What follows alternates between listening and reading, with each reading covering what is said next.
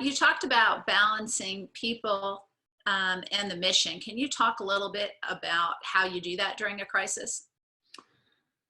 Yes. Time scales, there's many time scales to think on this on. Depending on the crisis, it might be minute to minute, hour to hour, day to day, or even month to month. But you should always be looking for what you can do to recharge your people. In a crisis, people are working intensely. A lot of times they may not even realize their own stress level. Your job, probably with some key people's help, is to maintain a constant assessment of that.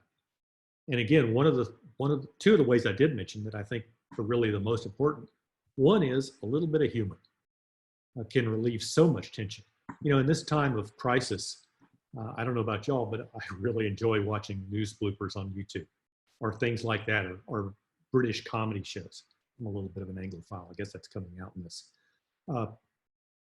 But that injecting a little bit of humor, even if it's self-deprecating, deprecating humor, is very valuable. Keeping the balance, again, you know, even in a crisis, you can get people to take a break. It's worth it in the long run. Someone who's been up for 24 hours isn't very efficient. A 30-minute nap may restore them, or even if it's not a nap, just laying back, could restore them for maybe another good few hours.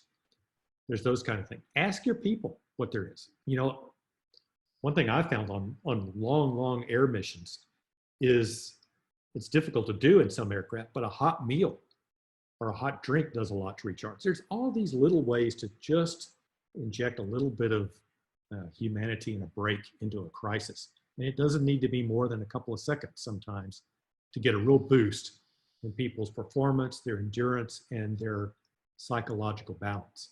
But yes, when everything's really over, something beyond just a monetary reward. Yes, money is a big motivator for people, but it generally can't work as a recharge on your mental well-being.